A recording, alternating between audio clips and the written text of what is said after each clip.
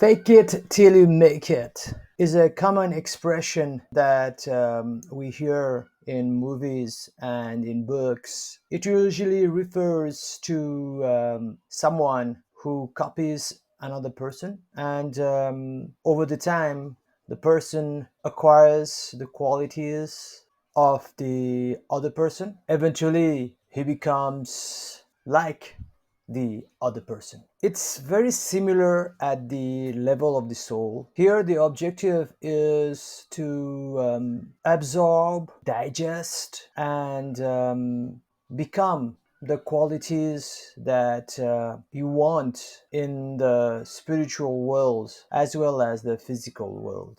Let me explain. Take a look at the diagram on your right and below. You will see the meditating person. He is in the spiritual world at this particular diagram. It could also be the physical world because the process is the same. So what is happening is there is a star, which is the green one here. As you can see, it represents the quality or the energy or the entity that the soul wants to imbibe or to impersonate or simply to copy. Now you'll ask, why would the soul want to do such a thing? Well, I am a management consultant and leadership consultant. Throughout my career, I have been teaching people about how to become better leaders,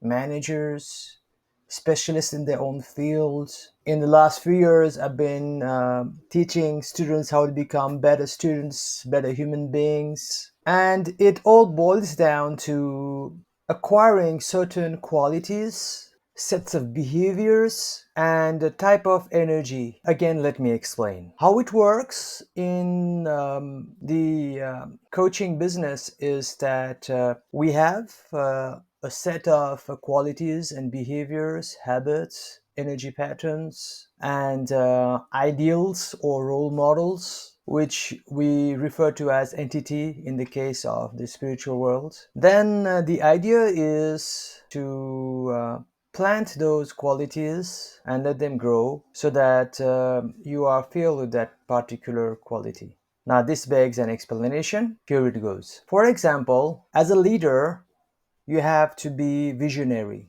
That is a quality. Now, how do you develop vision in someone who is narrow minded, short sighted, blunt, dumb, you name it? So, the first thing to do is to think about that particular quality that is being visionary. Then, it's about visualizing a role model or somebody whom the person considers as visionary.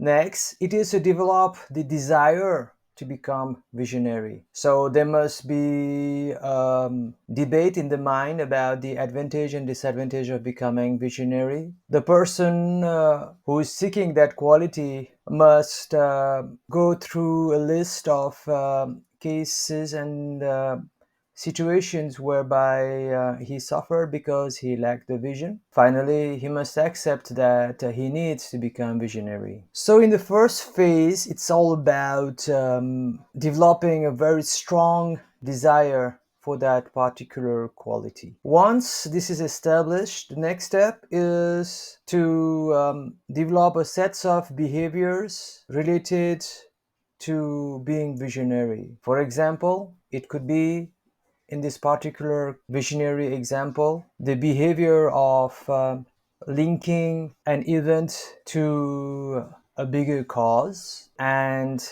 unexpected effect. For example, it might be the simple case of customer complaint. So the cause might be simply the poor service, and the effect might be a refund and a loss of business. But the behavior of somebody who is visionary is to stretch those two causes and effect ends far beyond that. For example, the cause of poor service could be poor management, less salary, and that could be caused by external factors like the economy. Alternatively, it could be caused by a lack of financial incentives and recognition by the organization. Also, that complaint could be an isolated incident or it could be a pattern. In this way, the visionary person is able to think and communicate in a broader range for a single event. In the case of the effect, it's more than just a refund. It could be a chain effect of a series of bad mouthing by the customer. Alternatively, it could also be a pending lawsuit for negligence. And then in today's social media world, it could be a bad publicity through a negative viral video of the company and that particular customer's experience. Now, the visionary person is able to tie everything together and come up with a strategy. It could be to create a more harmonious environment in the employees through various mechanisms. Anyway, so this is what I would do in my consulting practice. I will not be going further in that example because that's not the objective of this book. But this is exactly what the soul has got to do. It has first to create a desire, and then it has to know the behaviors related to that quality that is desired. Then, just like in the way I presented the above behavior of visionary, so simply and education oriented, the soul must be given the behavior it has to practice equally simply. Then, in the above example, what happens is by practicing those behaviors, the client slowly develops the quality of visionary on its own. I mean, after practicing this sets of behaviors, what happens is the seed of that quality grows on itself and it takes new behaviors, some of them that I would not have taught to that person. This because those new behaviors come out from the original source of that quality, which is the seed desire. If you take a look at this diagram, you'll notice that the soul, which is represented by the red dot in the meditating person, is engulfing the green star. This is what I mean by absorbing that quality of here being visionary. And then later on, you see that the green star becomes a red star, which is connected to the soul. This implies that this person has acquired that particular quality with his own flavor that is unique to him. In the lower diagram, you'll notice that there is blue thunder, and that could represent energy level. For example, somebody who is very boring as a leader would want to be more enthusiastic and energetic, or it could be somebody who is always excited, wanting to be more calm. The same sets of desire followed by required behavior will be applied, and it will be practiced until it becomes part of that person's personality, as shown with the blue thunder becoming the red thunder. In unified meditation, this ability for the soul to interact with the various qualities, energies, and entities is of utmost importance. Now you know how it's done. Let me tell to you why you have to do it. By the way, the same process as for quality and energy applies for entity or role model.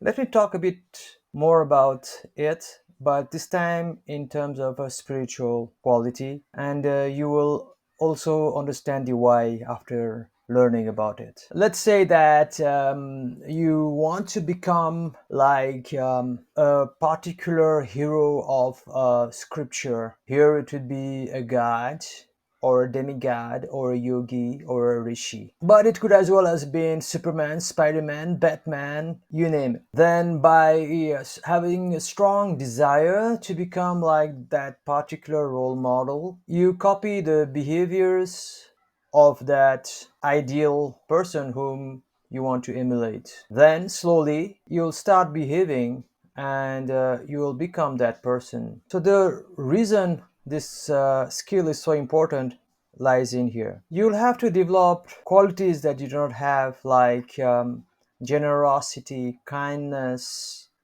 detachment, forgiveness, non aversion, and so on. Again, that is just a transit point. I will teach you later on how to let those qualities go. But later on, you might have to develop new sets of qualities like being ambitious, clever, ruthless, competitive. As you can see, the first set of qualities is contradictory to the second set, but the same person, you must learn and practice both of them as if they were you. When you are one set, you cannot be the other set. You must live your role fully. And that is so important in unified meditation. Without this skill, you will not be able to grow your consciousness, let alone transform and evolve, which we will be talking later on. I want to remind you that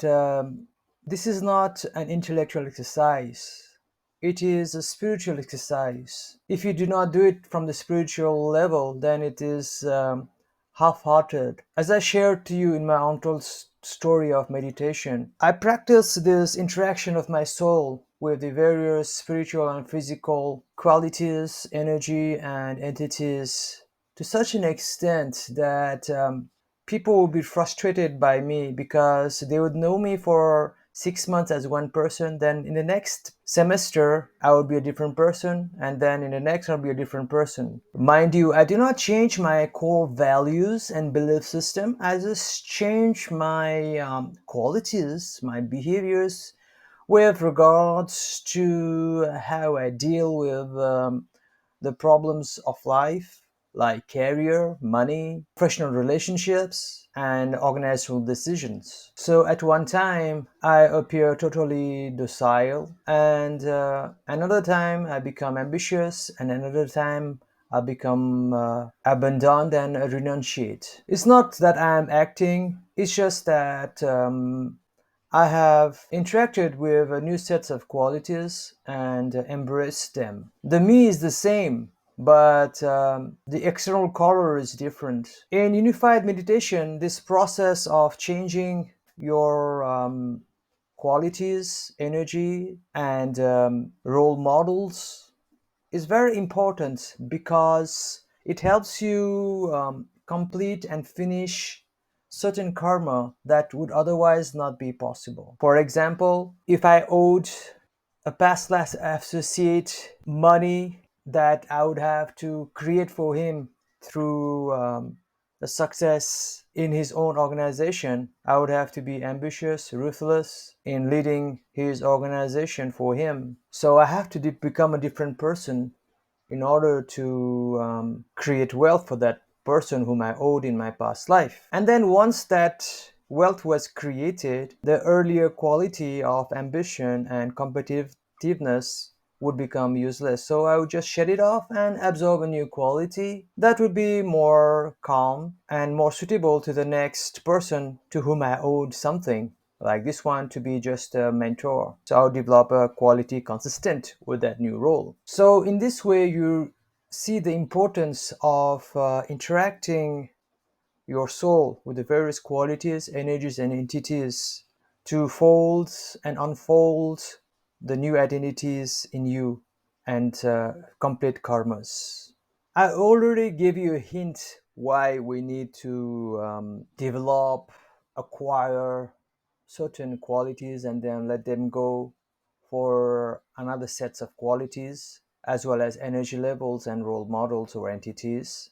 But let me repeat, the above skill of interaction of the soul with the spiritual and physical world is basically to help us grow, transform, and evolve as a soul. At this stage of the book, I hope I don't have to tell you why that is needed. That is the growth, transformation, and evolution.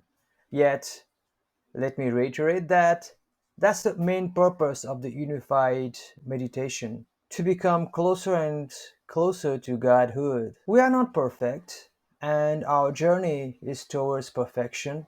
Unfortunately, the journey to perfection is an infinite distance, and we'll never be fully perfect. And thus, the process of growth, evolution, transformation is an infinite one. I'm amazed at how 80 years old politician can still hang to power and fight younger people for power. Haven't they grown, transformed, or evolved? I feel ashamed that they don't know anything about not only unified meditation, but simply about the quest for becoming a better human being. They were ambitious, unkind, misogynistic, hateful, heartless, power hungry, narcissistic people when they were young, and they remain the same person until they are so old and about to enter their graves. I can't understand why that inner call to change hasn't occurred. But I do. Their particular karma requires them to be as such because they owed their followers or people above them something that only power could give. So I think that being a dictator forever or even winning the elections again and again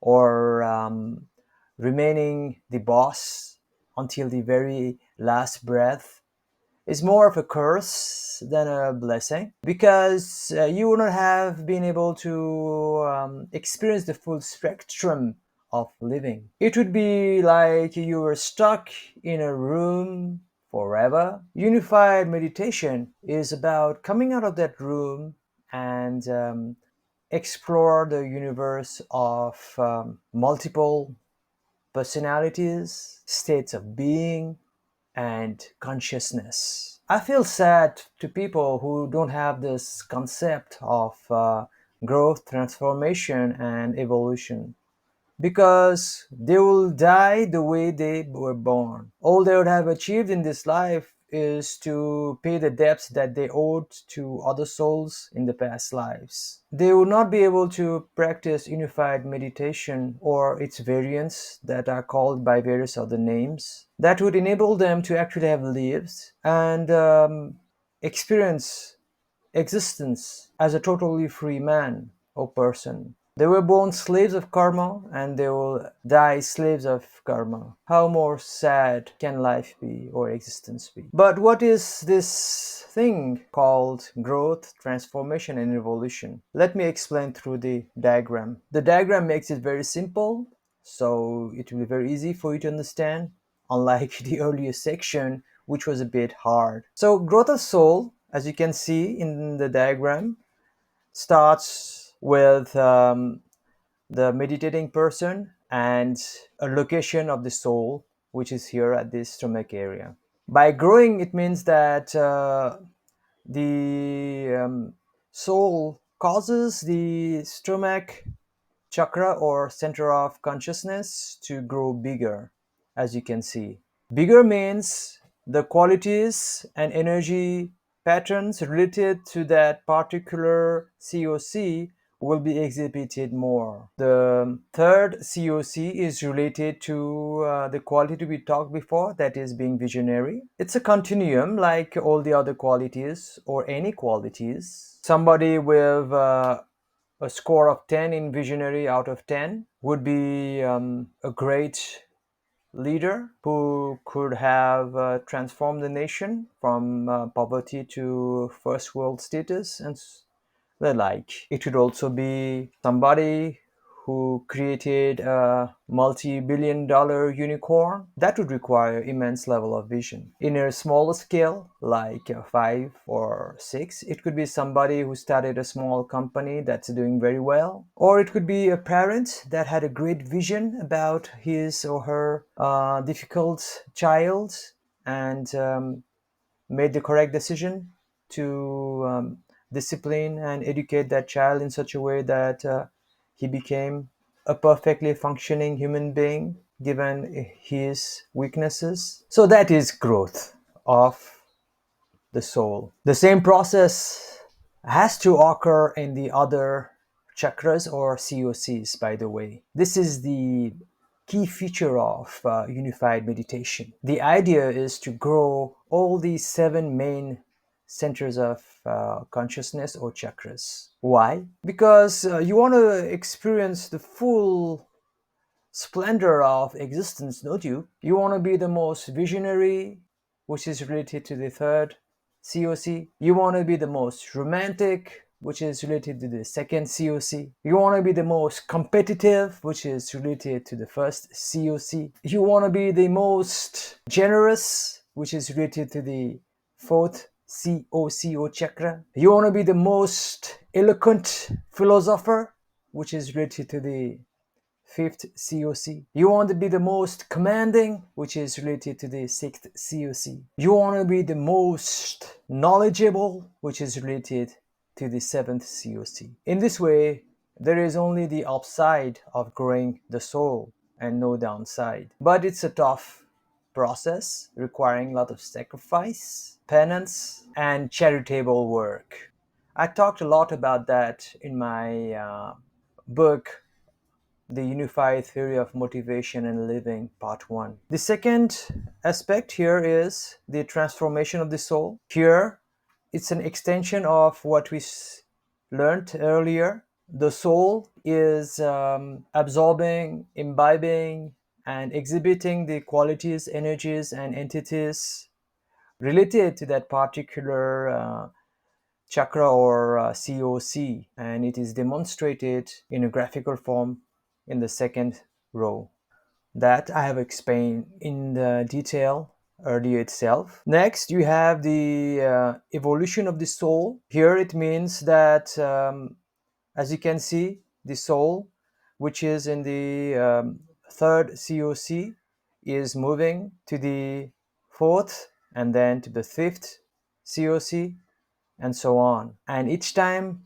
there is a change in the location of the soul, the transformation and the growth will also be affected because the qualities are different. I will not repeat the whole series of various qualities of the chakras as I have done already in the earlier paragraph in this subsection. However, I just want to remind you that by moving into different orbits of consciousness, you become a different person in many ways. Since my birth, I felt that I have been so many different type of person. When I look back, it was not random, although at that time it seemed so. It followed a particular path, which is the rise in the levels of consciousness. Let me just give you an explanation in a very short form. So at the beginning, I was in the first chakra, and I was just concerned with my own self. Then I became focused in my career and wanted to earn lots of money. That is related to the third COC. And because of my own spiritual nature, I suddenly went from the third to the fourth chakra, whereby I felt the spiritual world was real. That led me to becoming a philosopher at a young age. And then I dropped my consciousness back to the third and second chakra upon being married. I moved up and down the various centers of consciousness in my body. And eventually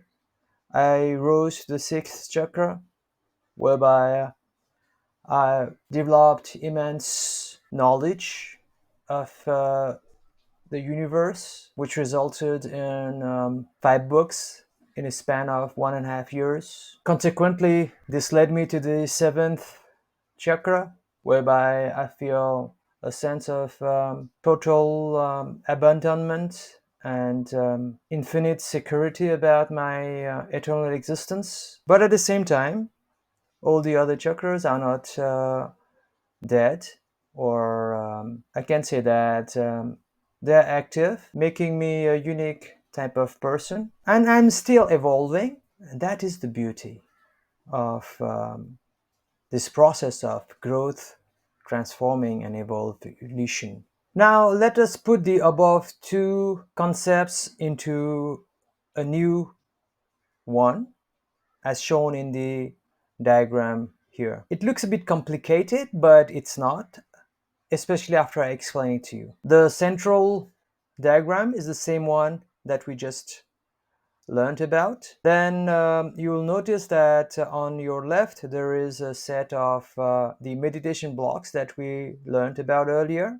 It consists of the physical world, spiritual world, the body, the mind, and the soul. The format 1, format 2, and format 3 are represented by various colors, and as we learned earlier, they represent various strategies that we use to find happiness. Format 1 talks about finding happiness now in the form of dopamine and being forced to suffer later on. Format 2 is about finding happiness in the form of serotonin and being forced to suffer later on. And format 3 is the opposite, whereby one chooses to suffer first to enjoy endorphin later on. To simplify this whole process, what the three meditation blocks, which are identical as you can see in the left, is saying is that the soul exhibits format 3 type of happiness strategy. The mind prefers a format 2 kind of happiness, and the body prefers a format 1 kind of happiness. Again, I talked about these formats of happiness to great length in my 2 books of the Unified Theory of Motivation and Living, Part 1 and Part 2. So I advise you to take a look at them if you want to investigate further. Then what this diagram is telling, that through the process of soul growth, transformation, and evolution, the mixture of the formats transform as shown in the meditation blocks set in the right. So in the first row of growth, the redness of the soul spreads or permeates into half the mind and also the upper half of the mind and body intersection. It means that by growing the soul, even the mind starts to embrace format 3 kind of happiness strategy, which is a good thing. In unified meditation, the objective is to attain format 3 kind of happiness as a default. So in the second row, the same process, but now the redness of the soul expands into the spiritual world and covers more area of the mind, as you can see, and also some areas of the body. Finally, in the third row, which is the evolution row, the redness of the soul expands into the mind as well as into the body to a much larger extent, meaning that now this person is almost fully living in format 3. It is not 100% format 3, but still it's above 80%. You have understood the technical aspect of the diagram. Now let me explain to you what it actually means in practical terms. I'll use my own example for ease of understanding. At first, I was lazy and I used to procrastinate. But then, as my soul grew, I felt the need to be more energetic and procrastinate less. At first, it was a desire, a sense, a need. And then I did research when I was young itself through reading a magazine at that time that was called Wisdom. In it, I read a quotation that said, people worry too much and it uses 90% of their energy. I realized that the first thing I had to drop was to worry. Next, I decided to behave energetically like some friends who were my role models. And so I became jolly and energetic. You can say I developed my first chakra or COC. I became a fun person to be with. So before I followed a format one type of life where I was enjoying myself, but later on I felt like an idiot for being so clumsy and not caring about people. And then later on I decided that I had to change, and as a result I acquired the qualities that I just mentioned you of being more friendly and energetic and worry less. At first, it was very difficult, and I didn't like to pretend I liked people, but I made people feel good, and I gave up worrying and overthinking. As a result, it has led me to a format 3 kind of life, whereby it was hard at the beginning, but later on I enjoyed the fruits of my sufferance. In the above example, it was just some qualities that I developed, which was a simple growth into becoming a better person. Let me give you an example of transformation. So I was in school, and like every of my friends, coming back from boarding school on a holiday at home, I like to hang out with my friends. This was a format one happiness. It was fun and the cool thing to do. But I always felt a sense of foolishness that it was not something right to do. And then my mother once told me that I should also spend some time with the family since I was coming back home from boarding school after so long.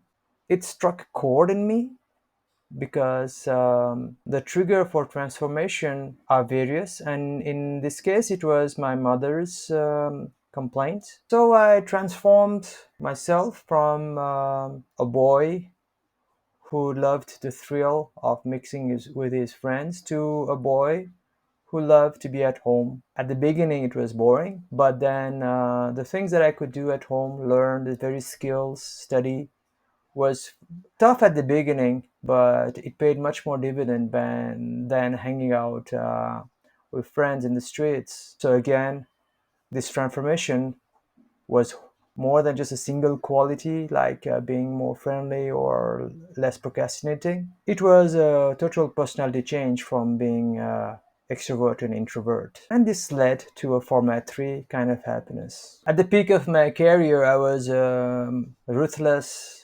selfish, money minded management consultant. I lived format 2 life at its epitome. Lots of money, lots of power, all the perks of success. I had it all. I could have continued that life till I died. But then, like in any format to life, I suffered the consequences of my high fly living and facade of knowledgeability where there was nothing inside actually. Few of my projects failed badly. I could have bullshitted my way out of that. I knew how to do it because I was a coach and I knew how to manipulate people and things, situations. But something in me shifted, and this led for my soul to move from the third COC to the fourth COC. I could just feel the shift in me. As I told you earlier, the triggers for growth, transformation, and change can be varied. It could be a person, like in the above case, my mother, or it could be a failure, like in this particular example. And so I decided to give it all up. Suddenly, format 3 life appeared so natural and easy for me. I accepted my ignorance, offered my resignations in many of the organizations I was involved in. In some of them, I allowed myself to be fired. And most importantly, I was at peace with myself. At the beginning, I was suffering. It was painful. But later on, it felt so right. And that's format 3 living. I lost the sources of income. The power was gone. And I kissed the perks goodbye. One of my colleagues wanted me back. Frankly, if that shift in my COC didn't occur and the evolution of my soul didn't happen, I would have happily gone there and lived format 2 life. God, I would have done it. It was such a kick. It was so much fun. But after seeing, feeling, realizing a new world, consciousness in the new location of my soul, I just couldn't do it. I allowed myself to get lost to the world of work and career and progress that is material. Looking back, I sometimes wish that shift, that evolution never occurred. But on the other hand, I know that format 3 is much, much better than format 2 living. So I'm happy with my choices. Although couldn't say that it was my choice because the shift was not of my doing, but it just happened and I evolved. That's what I say. I feel sad for all those people who don't evolve over a lifetime and they are born with one consciousness and die with that same consciousness. They suffer in the middle because of that format 1 and format 2 kind of living. But then those sufferance never trigger a shift in their soul that will lead them to grow, transform, and evolve. I mean, that sucks for me. You are born with so much potential to achieve even godhood, and you end up acquiring a few millions, if not a billions, if you're lucky. And if you're not, you end in jail, ostracized by the world. All that for what? I can't understand. What I do is because of the universal karmic system that I have talked so extensively in my two books of the unified theory of motivational living. I am just so lucky, I realize, and you who have been reading this far are equally lucky because now you know the truth and you cannot unknow the truth. In your life also, now there will be shifts in your soul that will lead to its growth, transformation, and evolution. Don't be afraid.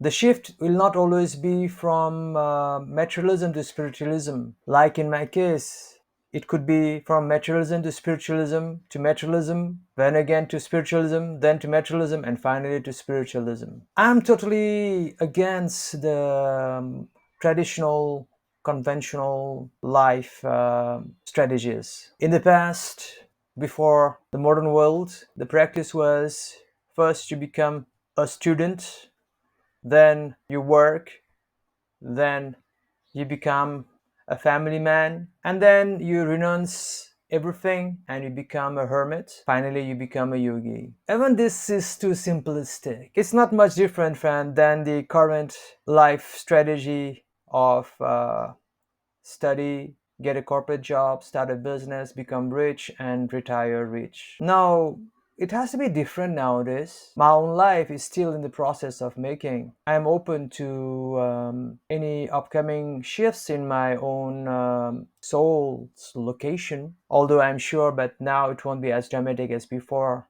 because much of the transformation and evolution has already occurred, and now there are more growths related, which will be bound to occur. But my message to you is practice unified meditation because it will help you grow, transform, and evolve. Frankly, I don't see a greater purpose of living than this. Become the person that you could become, not just the karma that you were supposed to fulfill, not just the debt that you're supposed to pay in this life. Sometimes we are just born to encash old debts, old credit that we gave to others. That's also no good. In this way, you have learned a lot about how the soul interacts with the various qualities, energies, and entities, role models that enables it to